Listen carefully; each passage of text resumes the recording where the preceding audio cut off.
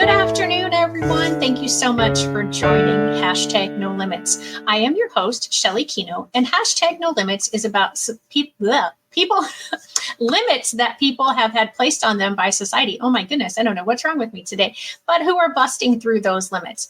And Ophelia says in Hamlet, we know who we are, but not who we will be. And I believe that to be 100% true, and that there is no better example of that than the caterpillar turning into the butterfly. The caterpillar literally dissolves into its cells and then reforms into the butterfly. And while that is not an easy process, it's not the end of their process. They then have to struggle in order for their wings to be able to be strong enough to get them where they want to go once they get out of the cocoon. As I said, none of that can be easy, but neither is busting through limits that society places upon a person. And today, for those of you who are watching and are normal viewers, you'll notice that I didn't start off with my guest. I'm going to bring her in now. I was just trying out, whoops, too close. I was just trying out some the settings differently on the live stream here today. So that brings me to my guest, Karen Hoffman. Karen is the founder of Gateway to Dreams out of St. Louis, Missouri, and I'm really excited to share her with you. I found her because someone tagged her in one of my posts on LinkedIn, I think it was. And so I reached out to her and we just hit it off beautifully and instantly. So Karen, welcome. Thank you so much for joining me today. Thank you for inviting me. Absolutely. So tell us about yourself. Tell us about Gateway to Dreams. Oh my goodness, that's a lot. just talking about Gateway to Dreams is a lot. But yeah, we created a nonprofit here in St. Louis, and our original intention was really focused on helping people with the dreams that they had, knowing that not everyone goes for their dreams. And we wanted to create a safe environment where people could share their dreams and then we could help support them. But it became even more than that.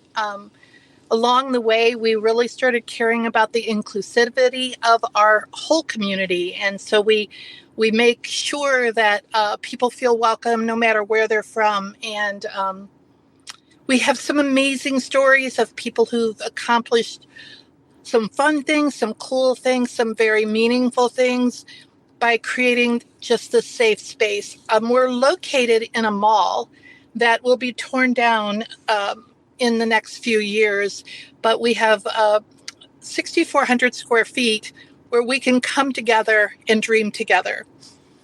I don't know where to go from there because I could just talk forever about what we do. And well, that's part of why, I felt that you would be a great guest on Hashtag No Limits, because you have a lot of stories through Gateway to Dreams, but also your own personal story. So you want to continue to talk about Gateway to Dreams and those people who are busting through limits, or if you want to share your own personal story, however you would like to do it. I think I'll go into some stories and then I want to share some things I've actually learned along the way. So one of the programs we have is something called The Joy of Goals. And it's a program that's about 24 years old now, although officially it's not that old. It started when I had my own small company and I was trying to figure out how to motivate my employees. I didn't know how to do that. I have enough trouble just getting myself going without, trying to make sure that people do their job. But my job was to make sure people did their job. So between Christmas and New Year's one year, I put on a little workshop for my team. And one of the most, and I didn't know it till months later, but one of the most amazing things came out of asking them to set goals. Now, I kind of use the word goal and dream sometimes the same way. To me, the goal is more specific than just the dream, but we have to dream to have goals. If you can't dream of something you want to do or something you want to have, then it's really hard to go after it. So I had my employees come up with 10 personal dreams and 10 business goals. Back then, I called everything goals, though. So, and what I learned was that one of my employees in particular was not a very friendly person. He was a very good guy. And now I look back and he probably suffered from some depression. But when he came into work, I'm the kind of person that says, good morning, kind of cheerful. And he just would never say good morning back. And it used to bug me. But now I realize, he didn't feel that way. He was coming into an office without windows. And part of his makeup was he's an outdoor guy. And every day, and I learned this. I didn't know this, but I learned that, you know, I can only imagine if the outdoors was where I preferred to be and I'm stuck in this office. So one of his goals was to be outside more. And I took that to mean for me, if he made his goal for the week, take Friday afternoon off. Don't come in. And it was interesting because people always say, I want to make more money and I want to make more money. And you give them the opportunity to make more money, but maybe they don't do it. But when he had this goal aligned with being outside, he made his goals almost every week, which I found, like what really mattered to him was the outdoors. I always say he should have been a park ranger. Another one of the employees was a single mom who'd been on welfare and lived in subsidized apartments. And she wanted on her list of things, one of them was to own her own home. Well, I had married young. I was 18. And at 19, my husband and I were blessed to be able to buy our own home, not because we had money, but because I have a lot of creativity. I used to think I was creative because I was poor. And now I realize that I'm creative and it really doesn't have to do with money. But when I was younger, the thought of us renting an apartment or renting a home versus buying, I started putting all these pieces together. Oh, you have to have a down payment. I mean, you have to have a first month and last month's rent. Oh, you have to do this. Oh, you have to do that. Well, if you're buying a home, you're going to need a down payment. And, FHA might help with that. And then the seller pay closing. And anyway, at 19, actually, we were 19 and 20. We were in our own home. And so I talked to a friend of mine in real estate, and I told him, and I had been in real estate, so I knew a lot about real estate. So I went to him, and back then, 20 something years ago, 30, maybe 30, it was 20 something years ago. I told him, her salary is around 35,000 a year. I don't want her in over her head. Find her a house. And he really did. He went out and he got her a house that she's still in to this day. And it showed me two things. That I don't know that people know how to dream on their own. And the other thing is how easy it is to help people with knowledge that I might have that they don't have. Mm-hmm. And so it turned me I won't say it was overnight, but through the years, I'd always been called like the idea person or whatever. And the St. Louis Magazine actually did a big story on me and called me the queen of possibilities because my brain doesn't shut off. It thinks of, like for her, my first thing was, well, if I did that, she can do that, Mm-hmm. And so I reached out to someone in real estate and said, basically, make it happen. And actually, years later, I found her list. I'm a paper hoarder. I hate to admit it. Karen, you need to move your camera down. All we're seeing. There we go. Okay. We were getting your eyes, and that was it. I was scratching my hand. Oh, sorry.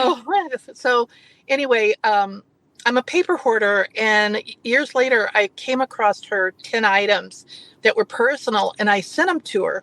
And she was blown away. She said, I have everything that has happened that I wanted is on that list. So that also, there's a book called Write It Down, Make It Happen. I do believe that the more clarity you have, the more that God, the universe can deliver. So, that was one thing. Another person that had gone through my official Joy of Goals workshop was a young mother who had her daughter, I think at 14, and it was sickle cell. I was doing a workshop for a nonprofit, and I was noticing that she didn't write down goals. We had this page, And finally, I said something. Well, she was the kind of person that liked to write in pencil, so you can erase things. And Uh-huh. we didn't have any there, but she started writing down. But there was this time when she was just sitting there, and I feel like this was really rude of me and not the way I normally act. So I always blame this on God. But she was sitting there, and she said she had a dream, but she didn't feel like she could write it down. And so out of my mouth came, "So you don't think God's big enough for your dreams?" And it was if I had slapped her across the face. Oh my gosh. Wow. Um, I looked at her and I was like, "Ooh, what's she going to say to me?" But she went ahead and she wrote it down. A few weeks later, I get an email from her. And I'm actually still new at this. I've only been doing these workshops, maybe 2 years at this point. And she says in the subject line, "Karen, you've really done it now." Okay, I was raised a Baptist girl. For almost all my life, I used to say, excuse me, I'm sorry, I'm sorry." Right. And so my immediate thought is, who am I to tell people they could go for their dreams? But I opened it up, and her dream had been to start a nonprofit to help families with sickle cell, which is what her daughter had. Oh. And when she gave birth to her, she was so young, she knew nothing about sickle cell. She knew nothing about carriers or anything like that. But what she wanted to do was help others. So she had taken her dream and she had went to the hospital where her daughter was treated and told them she wanted to start a nonprofit to help. And they literally said, "We've been waiting for you. We have money." Oh my gosh. And wow. And she is still operating, and she has a sickle cell walk every fall that it has reached, before COVID, it had reached over 1,000. But this woman had a dream in her that she was afraid to kind of go after. So that's just a couple of things that I've watched through it. But, along the way, I realize even more, and I'm going to say that what we have at Gateway is we have Gateway to Dreams is our 501c3. And then under the 501c3, we have programs. So one of our programs is Connecting and Promoting Women. And once a month, by Zoom or face-to-face, we have an amazing team that helps us with Zoom.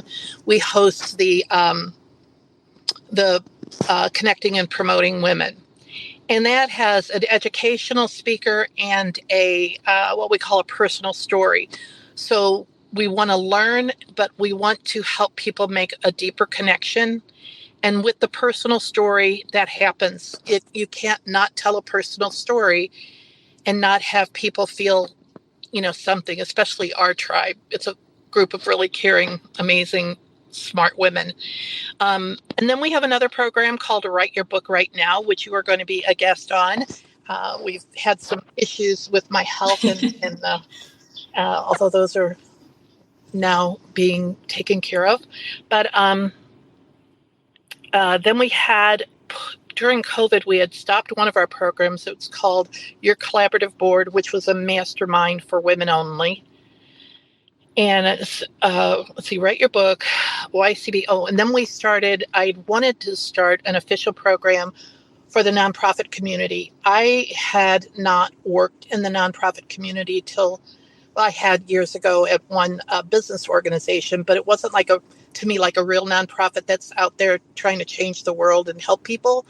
But I have spent the last 10 years now having members that are nonprofits. Women and nonprofits are our market, and have found that nonprofits make the world go round. And I consider our political system kind of broken, but what I see not broken is the hearts and the passion that nonprofits have to serve their community, whatever that community is. So we started St. Louis, Nonprofits Rock St. Louis, and we don't host a monthly meeting. Our goal is to do one a quarter. But the last one that we had reminded me of the power of a room of people and the genius that happens in a room. When I first started the Joy of Goals, and we would put on our public event once a year, there was a woman who got up that said she wanted to receive a Nobel Peace Prize for the work she was doing. She had a nonprofit. And you could tell some of the women in the room, I think it was all women, that there was a really? And the only way you can receive a nomination is through others who have received it. Well, in our room, there was an attorney who had two people that she knew that had received the Nobel Peace Prize. Either it was like the son of one, or they were people that she could reach out to, literally. Wow. And I remember, here I was, the woman preaching this, and seeing it on a smaller scale, but seeing it that way was huge. And so in September, we had the nonprofit Rocks, and one of our co-facilitators was asking us to put out in the room, who do you want to meet? And so we were doing that, and I actually put out someone I wanted to meet that I've been trying to get with. And one of my close friends literally said, "Oh, I'm going to be with him next Thursday night." And I'm there like, are you kidding me? She was going to be filming. And then someone else in the room, they had said something. It was some crazy thing, an opportunity that had to do with a big grant and had to do with drones. Well, one of the women in the room rescues Mustangs, and I had no idea. And so far, everybody I've said this to, they didn't know this either. I don't know about other horses, but Mustangs in fields is not good for the Mustangs. There is a specific way that Mustangs should be fenced in, and it's with trails, and it's with, going up different terrains, and it's really, really interesting. And I don't know if anything will come of it, but just hearing the story about how this drone and this grant might be helpful to these wild Mustangs was like, woo-woo. It's just woo-woo. One of my favorite words. It was just, and I kind of call it God at work. Like, how would we have even dreamed to create an environment like that?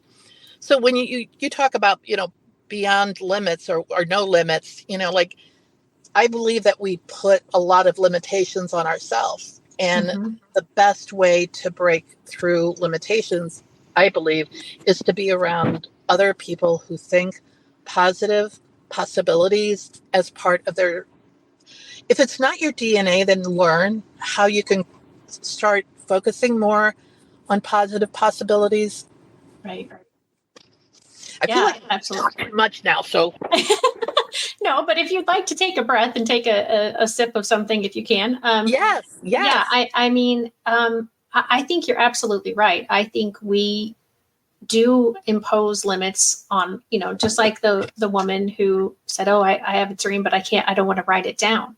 We think, "Oh, maybe this dream is selfish, or maybe this dream is never going to happen, no matter if I speak it out or I don't speak it out, because of X, Y, and Z." And so we've placed those limits on ourselves. And most of my guests, that's not what we talk about. We talk about, the fact that they have already busted through limits of, other people's perceptions of them because of a disability that they might have, or, and so in talking with you, one of the reasons that I wanted to have you on is because this was more about us personally.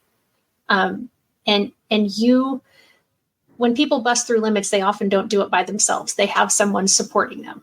Right. And that's what you're doing through Gateway to Dreams. You're giving people the hope, the daringness to dream their dreams.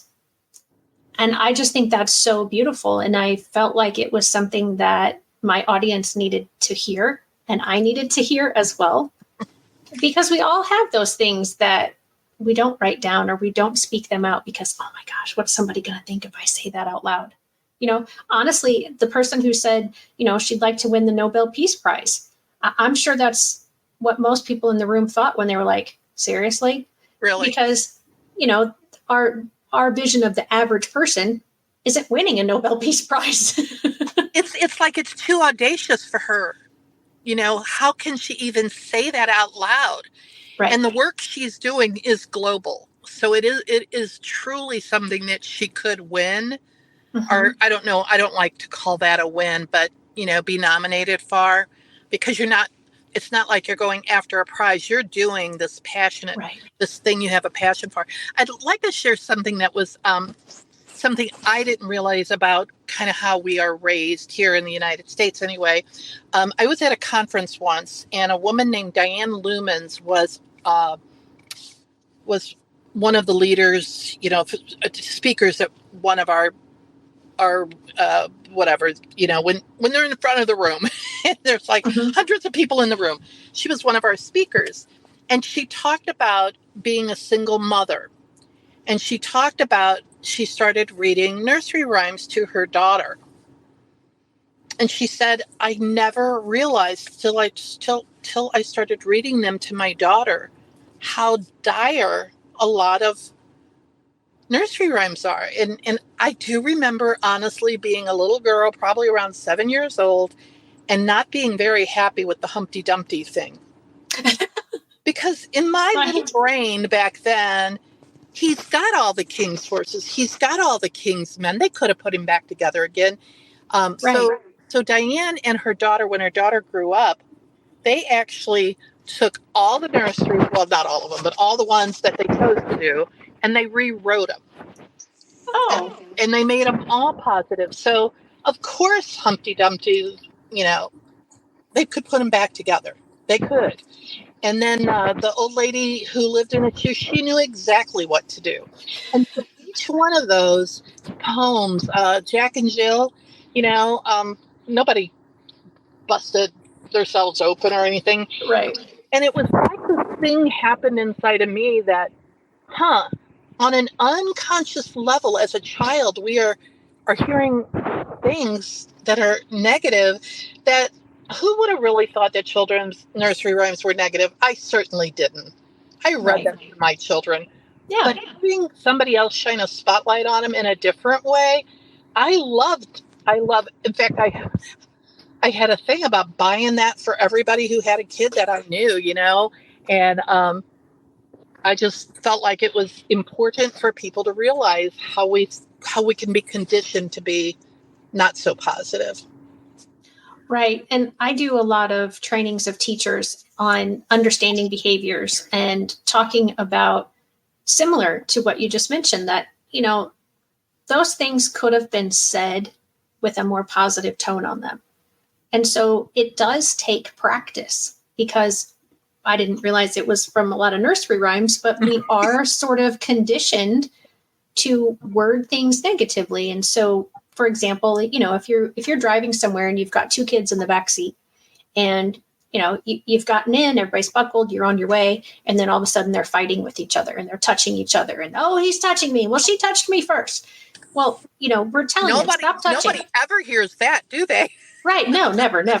And so, you know, all the driver or the parent, whoever's in the front, you know, stop touching each other. Well, that tells them what we don't want, but it doesn't tell them what we want. And so that's kind of the negative side. So if you were to say in a more positive way, keep your hands to yourself, you know, the other person doesn't want you touching them, so let's be respectful of their feelings.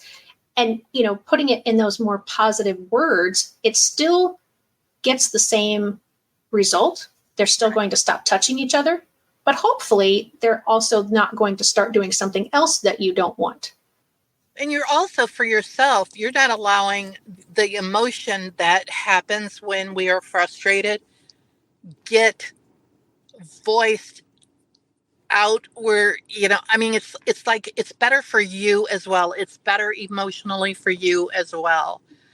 I just saw this I don't remember if it was on Facebook or on TV, but I just saw this cute commercial. It must have been on Facebook or something. The parent gave the little kids, rags to clean up, and the person with the dirtiest rag won. I sent it to my daughter because when she was growing up, she just thought I was ridiculous with all the games I tried to play so that we could get stuff done. And then Right. when she was an adult and had kids, she said, "Now I understand those games." But I sent it to her and I go, "Doesn't it sound like something I would have done had I known about that then?" But it's kind of a little bit more positive than kind of give them a little order and just say, go dust, get it dirty. Right. Exactly. And again, it gets the end result is the same. You want the house clean. You want them to learn to do the chore.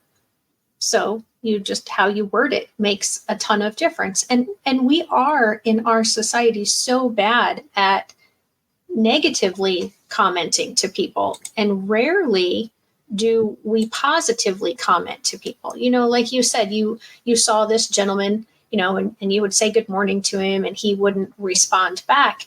um, you know and in a lot of other situations with different people, instead of yourself being there, somebody else could have gotten snarky, Yeah.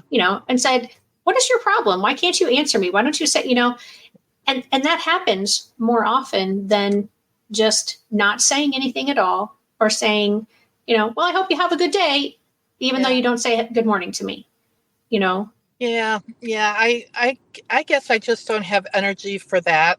Like I'll just be like, I'm sorry that like in my head, it's like, I'm sorry. He doesn't, I just feel like for someone like him, he almost was programming himself in some ways not to have a good day.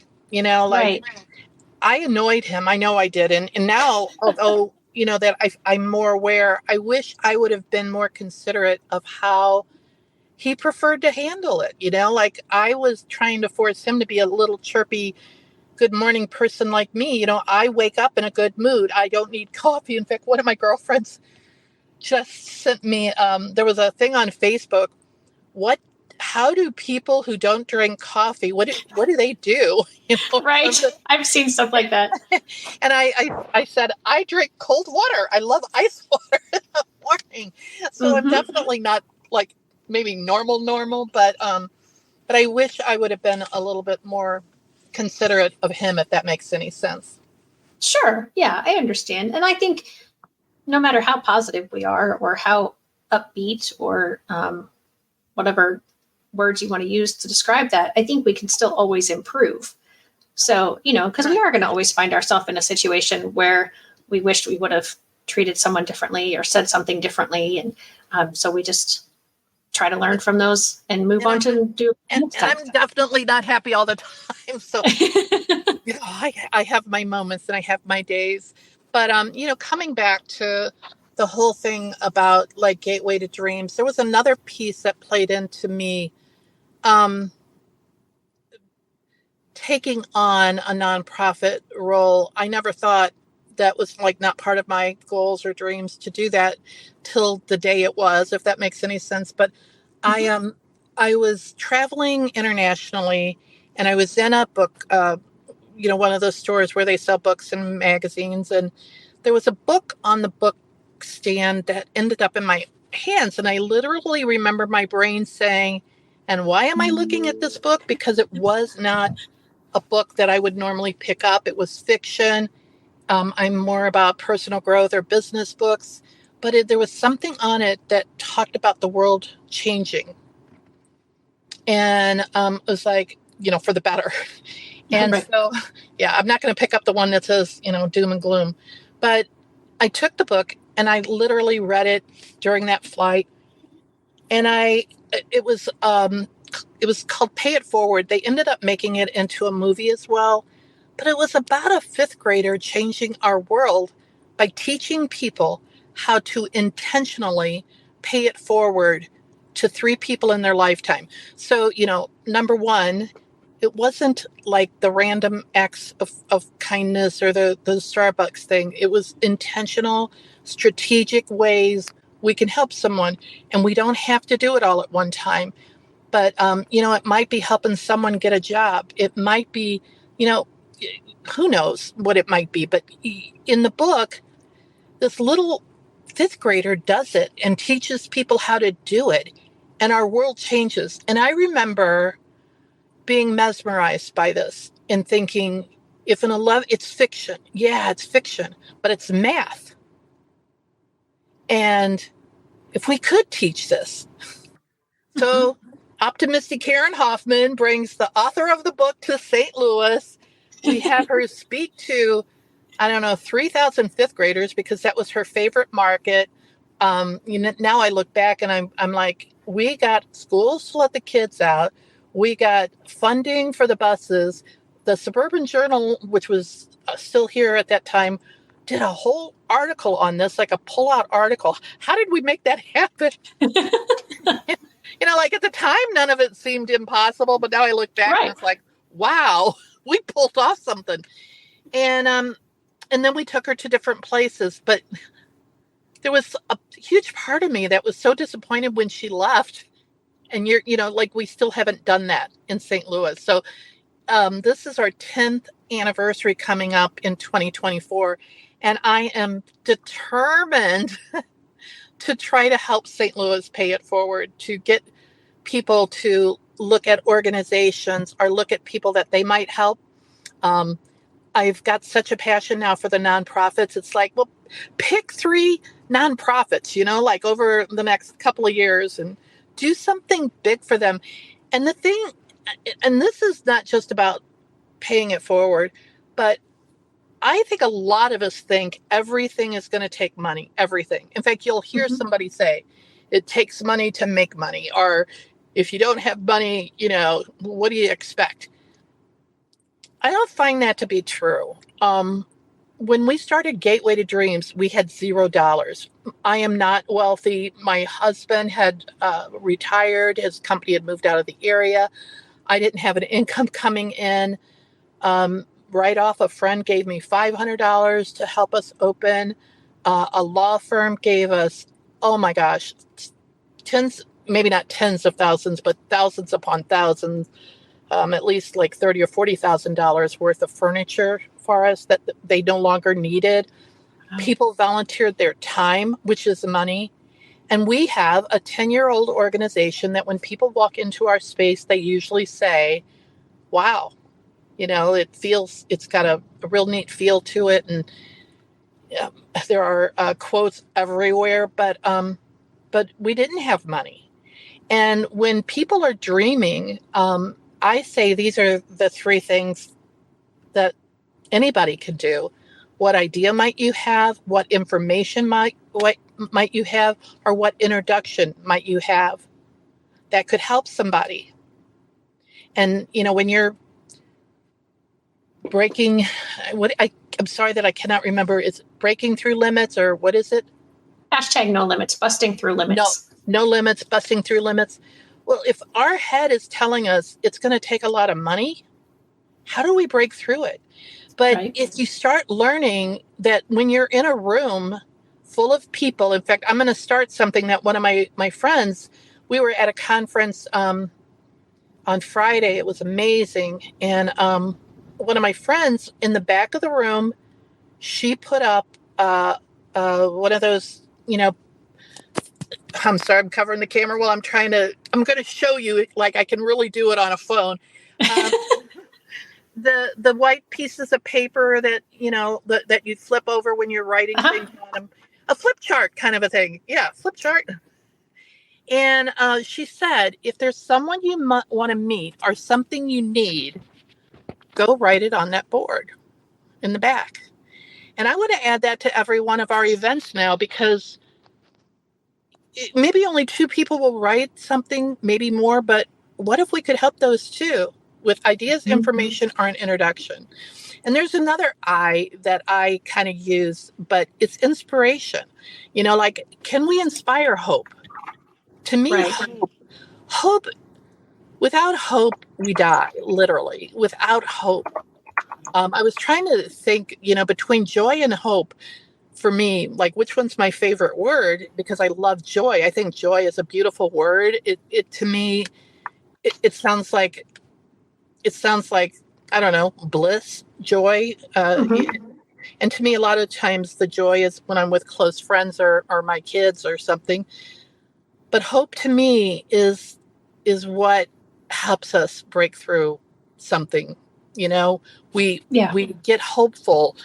Um, so Yeah, absolutely. And I know we have to end here in just a couple of minutes. I'm trying to be very aware of the time. Um, but I think it is that hope that propels the majority of the people that I talk about on this show. Because if you didn't believe that you could achieve something, or you didn't have hope that you could achieve something, whether you get support for that or just with hard work, you get it done. I don't think people would do as much as they do. And you are episode 150. So I have 149 other episodes. It's not just random people that are busting through limits. It's everyday people in every walk of life, in every part of the world. I've had people from Australia and the UK. I have people who watch in Asia and in Africa, and we're all busting through these limits all the time. Having a support system helps tremendously. But even like the caterpillar going into the butterfly, if we just don't give up on our struggling days, on the really most difficult days of struggle, and we keep going forward even a little bit, progress over perfection is something that I kind of live by now. As long as I am still moving forward, I'm still reaching out for a goal, and I'm still going to hopefully attain a goal. there's a I can't remember exactly how this is said, so I'm trying to word it before I say it, but done now, perfect never. Mm. Done now, perfect never. I feel very blessed that I don't have a perfect personality that needs everything to line up perfectly. I believe it's one of my gifts. It can also bite me because I'm not going to worry about every little detail. I have a belief that the first time we do something will be the worst time we do it, and each episode gets back, 150. Mm-hmm. You know how much you learn probably in the first 10. Probably in the first 10 you learned more than the rest of them because you were just getting started. You're just, like I talk about sometimes, the baby who's trying to walk. They don't give Yep. up. Those Right. little guys fall down on their butts and they get right back up and try it again. And so for us to give up, I've had so many beautiful friends that are, they have to get everything perfect. It will never be. You will never do it if you Yeah. wait. So Yeah. done now, Absolutely. perfect never. Yeah, that's awesome. That's absolutely beautiful. Well, Karen, I know you have to go, so it is time to go ahead and wrap up. Do you have any final words or thoughts that you want to share before we say goodbye? Yeah, I'm not sure. Sometimes I don't know what's going to come out of my mouth, but there was I feel like God gives me these quotes, and there's this one quote that just kind of surfaced when we were talking about the word hope. Um, and it was about, dreams create hope. Hope inspires action. About anything that you want to make happen, that action has to come too. You have to exert energy. One of the things I have learned is that if I'm going to do something, I need to set like weekly meetings or some way that you keep doing whatever it is you want to do so that you can make the thing happen. Trying one time doesn't work. It doesn't work. Right. And taking that action. And there was something else I wanted to share that you said something that sparked it. I don't remember what it was, but if you wonder what your purpose is here on the planet, and you look around and you say, who in the world is doing what I would love to be doing? Who is it that I'm a little jealous of that they get to do that? Some people might say Oprah. And is it for the fame? No. Like for me, if I was going to say Oprah, it would be because of the lives she's touched with education, with knowledge, by sharing. Mine happens to be Richard Branson from Virgin Atlantic. And it's because he has hundreds of businesses that he doesn't run. I'm an ideator. I would love that formula to have lots of more things going. And I actually am learning it, through, we're calling them, instead of businesses, they're programs, but that guy is amazing. I mean, literally like hundreds of businesses. So, for any of your listeners that are like, People talk about passion. I don't know what mine is. Well, who is it that is doing something amazing that when you talk about it, you're kind of jealous? And then from that, what do you do? We can't all be Oprah. She's got her own, fingerprint. But what do you have in you that you could break through limits that you're putting on yourself? Yeah, that's awesome. That's a great question to leave us with. Karen, thank you again for being my guest today. And I am looking forward to whatever day it works out for me to talk to your group. And yes. I attended the connecting group partially just recently. So hopefully I can attend that one next month and get you did it on time. Zoom? You did it on Zoom? Okay. Yeah.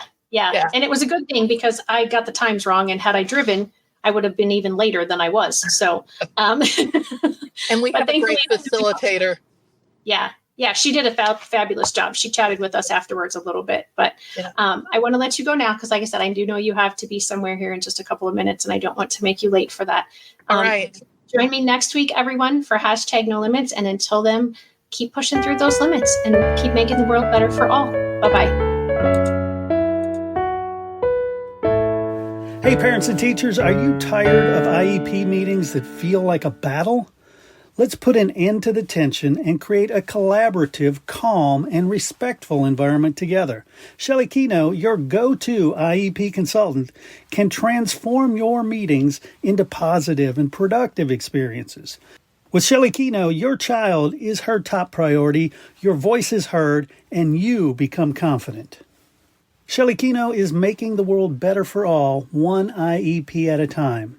Visit www.shelleykino.com for more information and set up your free 20-minute consultation today.